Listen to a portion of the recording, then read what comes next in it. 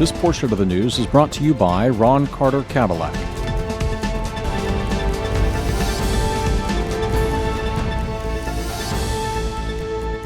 Hello and welcome. You're watching NTV Houston. This is Sarah Chauhan. United states में corona virus cases 3 million के पार हो चुके हैं। Experts का कहना है कि एक्चुअल फिगर और भी ज्यादा हो सकता है। वहीं 32 कंट्रीज के 239 एक्सपर्ट्स का कहना है कि हवा के जरिए भी कोरोना वायरस फैल सकता है। इसके लिए लेटर भी लिखा गया है एक्सपर्ट्स की तरफ से WHO और CDC को। तमाम खबरें और भी होंगी डिटेल से, लेकिन पहले नजर हेडलाइंस पर।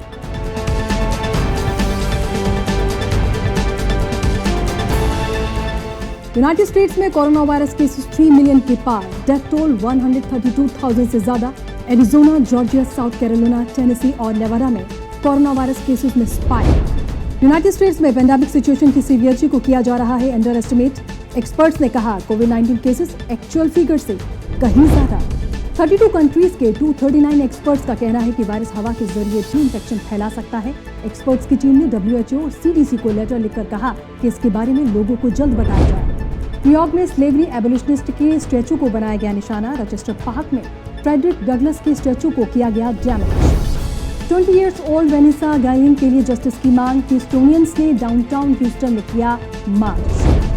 और इजराइल ने न्यू स्पाई सैटेलाइट किया लॉन्च। इजराइल मिलिट्री इंटेलिजेंस को हाई क्वालिटी सर्विलांस में मिलेगी इससे हेल्प। और अब न्यूज डिटेल से देखते हैं और बात करेंगे यूनाइटेड स्टेट्स में कोरोना वायरस केसेस की। पेंडेमिक सिचुएशन की सीवियरिटी को अंडर एस्टिमेट किया जा रहा है, ये कह रहे हैं एक्सपर्ट्स। जिस तरीके से कोरोना वायरस केसेस सामने आ रहे हैं, एक्चुअल फिगर उससे भी कई गुना ज्यादा है। यूनाइटेड स्टेट्स में कोरोना वायरस की जो तस्वीर नजर आ रही है, हालात उससे कहीं ज्यादा खराब हैं। नॉर्थ वेस्टर्न यूनिवर्सिटी से जुड़े एक एक्सपर्ट ने कोरोना वायरस के बारे में एक और जानकारी सामने रखी है।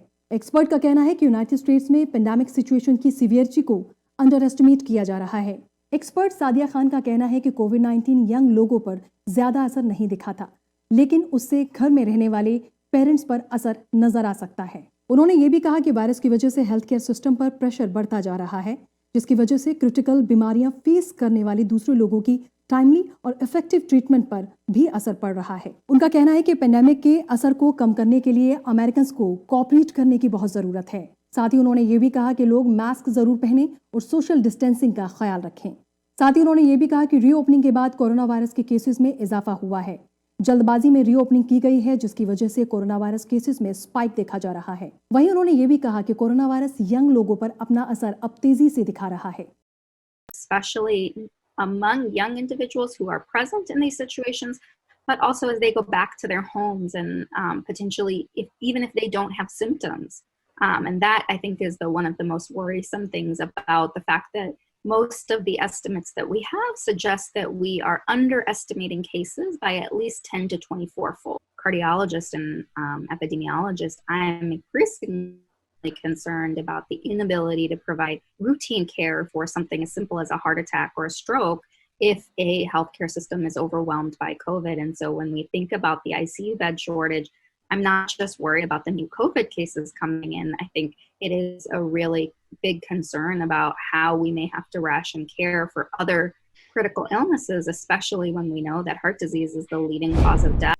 और वहीं दूसरी तरफ बेलर कॉलेज ऑफ मेडिसिन के रिसर्चर्स का कहना है कि कोरोना वायरस का न्यू म्यूटेटेड स्ट्रेन और भी आसानी से फैल तो सकता है, लेकिन पहले जितना सीवियर नहीं होगा। BCM के प्रोफेसर डॉक्टर पेड्रो पिएड्रा का कहना है कि ये कोई नई बात नहीं है कि वायरल स्ट्रेन्स इन्वॉल्व होते रहते हैं। वहीं उन्होंने ये भी कहा कि लैब डेटा सजेस्ट करते हैं कि स्ट्रेन किसी शख्स को इन्फेक्ट करने में 3 to 4 गुना ज्यादा एफिशिएंट एबिलिटी रखते हैं। वहीं प्रोफेसर ने यह भी कहा कि जैसे जैसे इम्यूनिटी बढ़ती जाएगी, इंसान इवॉल्व होते SARS-CoV-2 के साथ रहने के आदी हो जाएंगे, लेकिन तब तक हर शख्स को फेस कवरिंग और सोशल डिस्टेंसिंग का बहुत ख्याल रखना होगा। एक्सपर्ट ने एक बार फिर वार्निंग दी है कि फेस मास्क लगाकर और सोशल डिस्टेंसिंग का ख्याल रखकर कोरोना वायरस को हराया जा सकता है। और अब बात एरिजोना की। एरिजोना में लगातार कोरोना वायरस केसेस में स्पाइक देखा जा रहा है। ऑफिशियल्स इसी को लेकर परेशान हैं, लेकिन वहीं दूसरी तरफ ऐसे लोग भी हैं जो पेंडेमिक से निपटने के लिए लागू किए गए रिस्ट्रिक्शंस पर नाराज नजर आ रहे हैं, जो यहाँ प्रोटेस्ट कर रहे हैं। वीकेंड पर फिनिक्स में हजारों लोग सड़कों पर निकले और स्टेट में इम्पोज किए गए रिस्ट्रिक्शंस के खिलाफ प्रोटेस्ट किया। वहीं प्रोटेस्ट के दौरान बहुत से लोग बिना फेस मास्क के नजर आए। लोकेशन पर ब्लैक लाइव्स मैटर प्रोटेस्टर्स भी मौजूद रहे। इस बीच दोनों तरफ के प्रोटेस्टर्स में आर्गुमेंट्स भी देखा गया। वहीं फीनिक्स मेयर का कहना है कि स्टेट खोलने में बहुत जल्दबाजी की गई है, जिसकी वजह से कोरोना वायरस केसेस में स्पाइक देखा गया है। और अब बात न्यू जर्सी की। न्यू जर्सी में गर्मी भगाने के लिए लोगों ने बीच का रुख किया। जी हाँ, सोशल डिस्टेंसिंग का ख्याल रखते हुए सैकड़ों लोग जर्सी शोर बीच पर मौसम एंजॉय करते नजर आए। ये बीच लॉकडाउन के बाद लोगों के लिए जुलाई 1 से खोल दिया गया था। सोशल मीडिया पर संडे को अपलोड किए जाने वाले वीडियो में बहुत से लोगों को सन, सैंड और सर्फ एंजॉय करते हुए देखा गया। गर्मी भगाने के लिए सैकड़ों लोगों ने बीचेस का रुख किया। सोशल डिस्टेंसिंग का ख्याल रखते हुए सैकड़ों लोग जर्सी शोर बीच पर मौसम एंजॉय करते हुए नजर आए। वहीं आपको ये भी बता दें, यूनाइटेड स्टेट्स में न्यूयॉर्क के बाद न्यू जर्सी में कोरोना वायरस के केसेस सबसे ज्यादा देखे गए हैं। और अब बात यूनाइटेड स्टेट्स में कोरोना वायरस केसेस की। जी हाँ, यूनाइटेड स्टेट्स में कोरोना वायरस केसेस 3 मिलियन से भी ज्यादा हैं, जबकि डेथ टोल 132,000 से भी ऊपर। आपको ये भी बता दें कि फ्लोरिडा, कैलिफोर्निया, टेक्सास में सबसे ज्यादा कोरोना वायरस केसेस देखे जा रहे हैं, लेकिन अब Arizona, Georgia, south Carolina, Tennessee और नेवाडा में भी कोरोना वायरस केसेस में स्पाइक देखा गया है। कोरोना वायरस से सबसे ज्यादा अफेक्टेड स्टेट न्यूयॉर्क है, जहां पर अब केसेस 400,000 से भी ज्यादा हैं, जबकि डेथ टोल 32,000 से भी ऊपर। कैलिफोर्निया में 264,000 से ज्यादा केसेस हैं, जबकि डेथ टोल 6,000 से ज्यादा। टेक्सास में अब 200,000 से ज्यादा केसेस हैं और डेथ टोल 2,675 है। न्यू जर्सी अब 4th नंबर पर पहुंच चुका है, 176,000 से ज्यादा केसेस हैं, जबकि डेथ टोल 15,000 से ऊपर। इलिनॉय में 148,000 से ज्यादा केसेस हैं, डेथ टोल 7,000 के ऊपर। मैसाचुसेट्स में 100,000 से ज्यादा केसेस हैं और 8,000 से ज्यादा डेथ टोल। एरिजोना में 100,000 से ज्यादा केसेस हैं और डेथ टोल है 1,810। जॉर्जिया में 95,000 से ज्यादा केसेस हैं, जबकि डेथ टोल है 2,860। और अब कोरोना वायरस से जुड़ी हुई अहम खबर। जी हाँ, 32 कंट्रीज के 239 एक्सपर्ट्स का कहना है कि हवा के जरिए भी कोरोना वायरस का इन्फेक्शन फैल सकता है। एक्सपर्ट्स का कहना है कि हवा के जरिए भी कोरोना वायरस का इन्फेक्शन फैल सकता है। 32 कंट्रीज के 239 एक्सपर्ट्स का कहना है कि वायरस हवा के जरिए भी इन्फेक्शन फैला सकता है। एक्सपर्ट्स की टीम ने WHO और centre for disease control and prevention यानी CDC को चिट्ठी लिखकर कहा है कि इसके बारे में लोगों को बताना चाहिए। एजेंसियां इसके बारे में बात करने से डरती हैं, इस जानकारी को छिपाकर नहीं रखा जाना चाहिए। Now next news. George Floyd की मौत के बाद प्रो स्लेवरी कन्फेडरेट फिगर्स के स्टैचूज को निशाना बनाया जाता रहा है, लेकिन इस बार उस शख्स के स्टैचू पर हमला किया गया है जिसने खुद गुलामी के खिलाफ आवाज उठाई थी। न्यूयॉर्क के रोचेस्टर पार्क में स्लेवरी एबोलिशनिस्ट फ्रेडरिक डगलस के स्टैचू को वैंडलाइज किया गया। वीडियो में देखा जा सकता है कि पहले स्टैचू को ओरिजिनल लोकेशन से हटाया गया और फिर एक फेंस के पीछे ले जाकर डैमेज किया गया। ये इंसिडेंट डगलस की famous speech what to the slave is the 4th of July की एनिवर्सरी पर हुआ। ये स्पीच उन्होंने रोचेस्टर में 5 जुलाई 1852 में डिलीवर की थी। आपको बता दें कि फ्रेडरिक डगलस खुद एक फॉर्मर स्लेव थे। उन्होंने दूसरे गुलामों को अंडरग्राउंड रेल रोड के जरिए सेफ जगह पर पहुंचाया था, लेकिन इसके बावजूद भी प्रोटेस्टर्स ने उनके स्टैचू को निशाना बनाया। प्रोटेस्टर्स लगातार स्टैचूज को निशाना बना रहे हैं। जी हाँ, सैटरडे को बाल्टीमोर में प्रोटेस्टर्स ने क्रिस्टोफर कोलंबस के स्टैचू को ही गिरा दिया। रेशियल इनइक्वालिटी के खिलाफ नेशन वाइड प्रोटेस्ट हो रहे हैं। लगातार स्टैचूज को निशाना बनाया जा रहा है। अब बाल्टीमोर में प्रोटेस्टर्स ने क्रिस्टोफर कोलंबस के स्टैचू को गिराया। ये अब तक का सबसे बड़ा स्टैचू है जिसे निशाना बनाया गया। स्टैचू को गिराने के लिए रोप का इस्तेमाल किया गया। जी हाँ, सैटरडे को बाल्टीमोर में प्रोटेस्टर्स ने क्रिस्टोफर कोलंबस के स्टैचू को निशाना बनाया। आपको बता दें कि नेटिव अमेरिकन एक्टिविस्ट ने हमेशा कोलंबस के ओनर में बनाए गए स्टैचूज पर ऑब्जेक्ट किया है। यूनाइटेड स्टेट्स में नवंबर में होने वाले प्रेसिडेंशियल इलेक्शन में डोनाल्ड ट्रंप और जो बाइडेन के बीच टफ कंपटीशन देखा जा रहा है, लेकिन अब इस रेस में अमेरिकन रैपर केन्या वेस्ट भी मैदान में आ गए हैं। केन्या वेस्ट वैसे तो प्रेसिडेंट डोनाल्ड ट्रंप के वोकल सपोर्टर रहे हैं, लेकिन प्रेसिडेंशियल इलेक्शन में वो प्रेसिडेंट डोनाल्ड ट्रंप और farmer vice president Joe Biden को चैलेंज करते हुए नजर आएंगे। इस बात का ऐलान उन्होंने एक ट्विटर पोस्ट में किया। केन्या वेस्ट ने लिखा कि हमें खुदा पर भरोसा करके एक विजन के साथ फ्यूचर बिल्ड करते हुए अमेरिका के वादे को पूरा करना होगा। लेकिन 3 नवंबर इलेक्शन को लेकर केन्या वेस्ट ने अभी तक कुछ भी क्लियर नहीं किया है और वहीं इलेक्शन के बारे में ऑफिशियल पेपर वर्क की भी कोई डिटेल सामने नहीं आई है। कोरोना वायरस की वजह से पेरिस में टूरिज्म सेक्टर को काफी नुकसान पहुंचा है और इसलिए क्राइसिस से निकलने के लिए टूर गाइड्स अब गवर्नमेंट से सपोर्ट की अपील कर रहे हैं। पेरिस में मास्क पहने टूर गाइड्स ने मोनालिसा पोर्ट्रेट उठाकर लुवोर म्यूजियम के बाहर प्रोटेस्ट किया। कोरोना वायरस की वजह से इकोनॉमी पर बुरा असर पड़ा है। हर सेक्टर पर कोविड-19 का असर देखा जा रहा है। लोग अपने घरों में रहने के लिए मजबूर हैं, जिसकी वजह से टूरिज्म सेक्टर का भी बड़ा नुकसान हुआ है और यही हाल पेरिस में नजर आ रहा है। पेरिस का टूरिज्म सेक्टर कोरोना वायरस की वजह से अफेक्टेड है। लूवर म्यूजियम 4 महीनों बाद पहली बार विजिटर्स के लिए खोल दिया गया है। मई में टूरिज्म सेक्टर को सपोर्ट करने के लिए फ्रांस ने 18 बिलियन यूरो यानी 19 बिलियन डॉलर्स एलोकेट किए थे, लेकिन प्रोटेस्टर्स का कहना है कि ये फंड उन तक अभी तक नहीं पहुंचा है। प्रोटेस्टर्स का कहना है कि ज्यादातर लोग शॉर्ट टर्म कॉन्ट्रैक्ट्स पर हैं, उन्हें जल्द ही फाइनेंशियल मुश्किलों का सामना करना पड़ सकता है। There is very little protection of our trade, very little help as well, financial help, especially in this period. So there are a lot of my colleagues, me included, that have for the next coming 6, 7 or 8 months absolutely no revenue and no vision on any change of that situation. Now next news. China ने एक बार फिर India को message भेजा है। China ने उम्मीद जाहिर की है कि इंडिया मिलिट्री और डिप्लोमेटिक चैनल्स के जरिए क्लोज कम्युनिकेशंस लगातार जारी रखेगा। Chinese ministry of foreign affairs के स्पोक्सपर्सन झाओ लिजान ने रेगुलर प्रेस कॉन्फ्रेंस में बताया कि चाइनीज और इंडिया आर्मीज ने 30 जून को 3rd round commander level talks की है। वहीं मुलाकात के पहले दोनों राउंड्स में होने वाले फैसले इंप्लीमेंट करने के लिए दोनों साइड मिलकर काम करेंगे। वहीं स्पोक्सपर्सन झाओ लिजान ने यह भी कहा कि उन्हें उम्मीद है कि इंडिया चाइना के साथ मिलकर सेम गोल की तरफ काम करेंगे। और अब न्यूज इजराइल से है। दुश्मनों पर नजर रखने के लिए इजराइल ने न्यू स्पाई सैटेलाइट लॉन्च कर दिया है।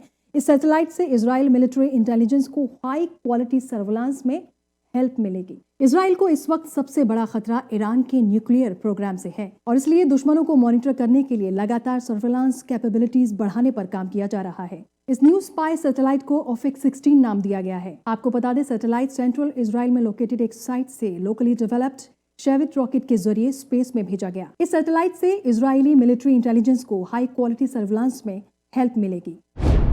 और अब न्यूज ह्यूस्टन से है। नॉर्थ वेस्ट हैरिस काउंटी में 3 सस्पेक्टेड इंट्रूडर्स ने एक घर में घुसने की कोशिश की, जिसके बाद घर में मौजूद एक शख्स ने इंट्रूडर पर हमला कर दिया। इंसिडेंट आधी रात के वक्त लोज ब्रोशरी ड्राइव में वाइल्ड विलो लेन पर एक घर में रिपोर्ट हुआ। पुलिस का कहना है कि घर में 3 लोग मौजूद थे। तभी इंट्रूडर्स ने घर में घुसने की कोशिश की। तभी घर में से एक शख्स बाहर निकलता है और एक आदमी के सर पर मेटल पाइप से हिट करता है। घर में घुसने वाला ये शख्स पाइप लगने से जख्मी हो गया। पुलिस ने इंसिडेंट की इन्वेस्टिगेशन शुरू कर दी है। Deputies were dispatched out to the scene of what was reported as a possible attempted home invasion. The victims were, or the homeowners here were alerted to by a young female that lives in the house about possible 3 males entering the backyard. The homeowner went to investigate. It saw 3 males run. At some point, while they were attempting to flee the yard, there was an altercation with one of the males. One of the homeowner struck one of the males with a object, and there were possible shots fired at that time by one of the suspects. One of the suspects that he did strike was fell to the ground. He attempted to render aid until EMS arrived, and once they arrived, they determined that he needed to go and be transported to the Memorial Hermann Hospital, where he's being treated now. No gunfire was hit. Just shots were heard at the time of this altercation going on. So undetermined whether or not they were from this incident or just in the area, but the homeowner reported as hearing possible 2 gunshots. अहम खबर Houston से। 20 years old वेनिसा ज्ञान के honour और justice के लिए ह्यूस्टोनियंस ने downtown Houston में मार्च किया। और ज्यादा डिटेल देखिए कॉरेस्पॉन्डेंट आतिफ कुरैशी की इस रिपोर्ट में। Hundreds of people ने 20 years old सोल्जर वेनिसा ज्ञान की ऑनर में डिस्कवरी ग्रीन से ह्यूस्टन सिटी हॉल तक मार्च किया। रैली में लैटिनो कम्युनिटी के साथ हर कम्युनिटी ने पार्टिसिपेट किया और वेनिसा की फैमिली के साथ सॉलिडेरिटी शो की। I'm over here to support Vanessa's Guillem family because we want to shut down the base, the Fort Hood base. because it's not fair what they're doing with this family. It's not fair they're not giving good answers to them. Texas native 20 years old Vanessa April से missing थी। वेनिसा को आखिरी बार fort hood barracks के बाहर parking lot में देखा गया था। वेनिसा के बॉडी रिमेन्स मिलने के बाद इन्वेस्टिगेशन से पता चला कि उन्हें हैमर से अटैक करके मारा गया है। इन्वेस्टिगेटर्स का कहना है कि लेटर इस केस के मेन सस्पेक्ट ने खुद को शूट कर लिया था। ये भी कहा जा रहा है कि वेनिसा को सेक्सुअल हरासमेंट का सामना था। ह्यूस्टनियन की एक बड़ी तादाद ने डाउनटाउन ह्यूस्टन में प्रोटेस्ट किया और वेनिसा ज्ञान के लिए जस्टिस की डिमांड की। We want Vanessa to get justice. We want Gregory to get justice. They both deserve a military burial because they worked their lives in the military. They served this country, and this country should serve them back by respecting them. And showing respect is very important because it's what represents this country. How can America say that it's the land of the free if we don't even protect our own soldiers? There are way too many suspicious and criminal things going on, and nobody in leadership at Fort Hood is stepping forward to be held accountable. So we want to know the names of the people in charge. We want them investigated. We want Fort Hood to be shut down and investigated. And they need to do more for the women that come forward when they tell their superiors that they are being sexually harassed, sexually assaulted, because it's insane and unbelievable that 1 in 3 women would be assaulted sexually in the army. Atif Qureshi, NTV Houston. और आपके state में मौसम का हाल कैसा रहेगा, इसके लिए देखिए वेदर अपडेट्स।